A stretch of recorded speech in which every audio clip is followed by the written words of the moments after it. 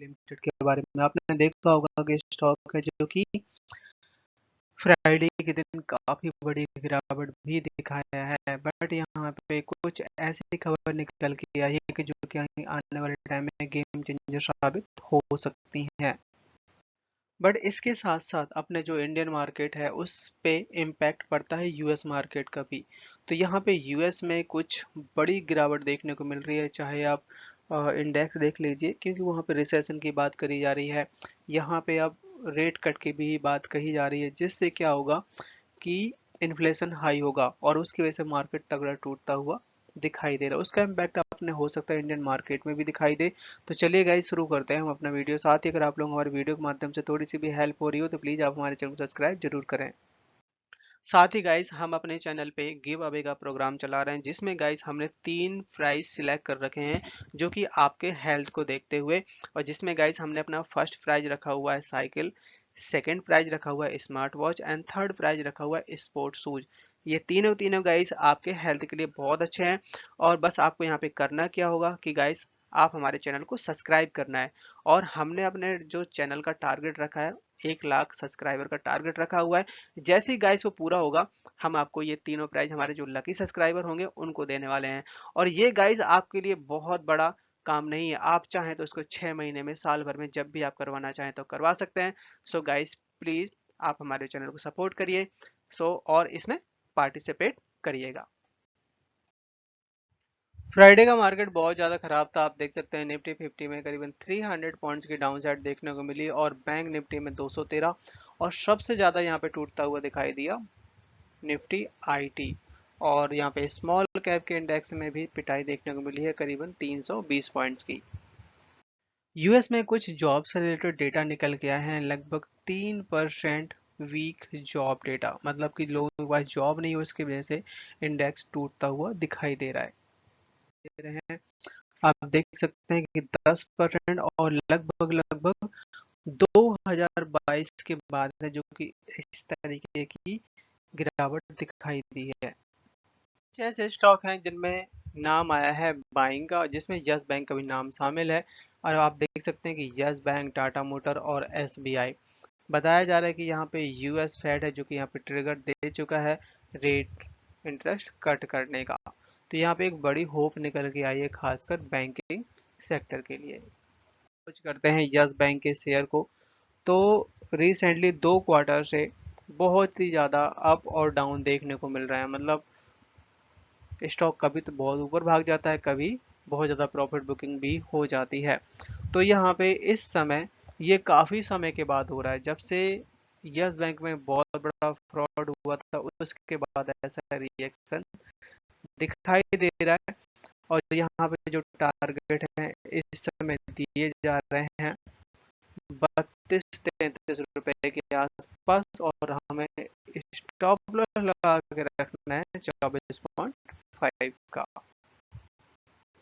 New promoters के बारे में बात चल रही है और ये बहुत जल्द ही आई थिंक कंप्लीट हो जाएगा। बात ये निकल के आई है आपका दिसंबर तक का, जिसमें यस बैंक के जो मैनेजिंग डायरेक्टर हैं उनकी तरफ से बात निकल के आई कि State Bank of India wait कर रहा है न्यू प्रोमोटर का।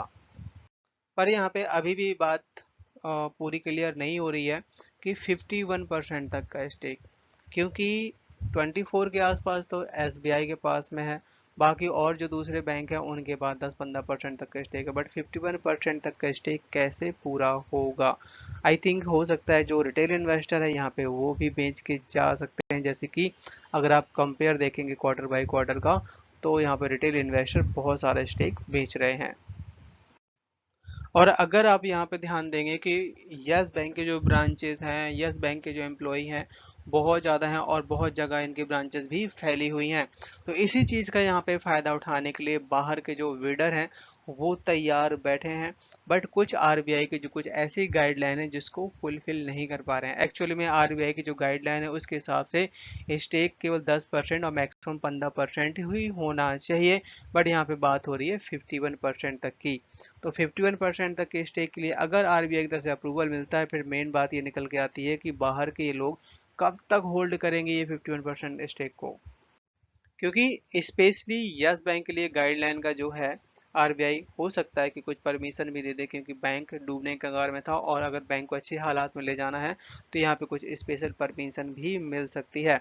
बट यहाँ पे ये भी बात निकल के आई कि overall deal that with the completion in December तक हो सकता है ये, यहाँ पे कुछ भी अगर डील निकल के आती है तो। यस बैंक की मैनेजमेंट की तरफ से लेटर जारी किया गया है जिसमें एक इवेंट्स होने वाला है 18 से 20 नवंबर 2024, और ये मीटिंग रहेगी मुंबई में, और ये फिजिकल मीटिंग होने वाली है, ऑनलाइन नहीं है, जिसमें Anand Rathi conference G200 summit the race of the Bharat.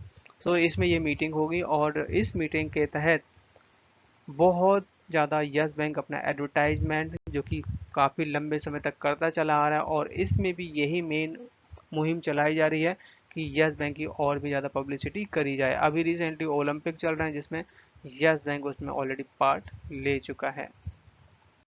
यहाँ पे आप नंबर देख सकते हैं कि ऑलरेडी फ्राइडे के दिन 36% तक की डिलीवरी उठाई जा चुकी है। आज के दिन स्टॉक ने हाई बनाया 26 रुपए का, लो बनाया 25.35 का, क्लोजिंग दी है 25.45 पे, 3% से ज़्यादा की डाउन साइड दिखाई दी। चार्ट पर नजर डाली जाए तो यहाँ पे आप देख सकते हैं कि 25 के आसपास स्टॉक काम कर रहा है, और यही अगर स्टॉक यहाँ से 28 रुपए के ऊपर जाता है तो फिर जो बात निकल के आई है 32 रुपए के आसपास स्टॉक जा सकता है। बट आपको स्टॉप लगा के रखना है 24.5 का। अब बारी आती है यहाँ पे कि जो FII, DIS और पब्लिक और प्रमोटर का इस समय क्या माहौल चल रहा है, कौन खरीदारी कर रहा है, कौन बेच के जा रहा है। तो DIS की तरफ से कुछ बिकवाली करी गई है, करीबन 42% तक का स्टेक था जो कि इस समय 38% रह जाता है इस क्वार्टर में। सो यहाँ पे अब हम DIS की होल्डिंग को कंपेयर कर लेते हैं, पिछली बार के क्वार्टर में कितनी थी और इस बार के क्वार्टर में कितनी रह जाती है। स्टेट बैंक ऑफ इंडिया है जो कि 26.14% तक का स्टेक रखता था, जो कि इस समय 24% मतलब 2% की होल्डिंग बेच दी है। LIC ने अपनी होल्डिंग कम कर दी है, 4.34% स्टेक थी जो कि यहाँ पे 4% रह जाती है। HDFC लिमिटेड ने 3% से 2.75 कर दी। यहाँ तक कि ICICI बैंक ने भी कम करी 2.61 से 2.34। एक्सिस बैंक ने 1.57 से 1.21, और यहाँ तक कि IDFC फर्स्ट बैंक ने 1% से बढ़ा के 1.01% कर दी है। तो आप यहाँ पे देख सकते हैं कि कैसे नंबर रहे हैं DIS होल्डिंग के।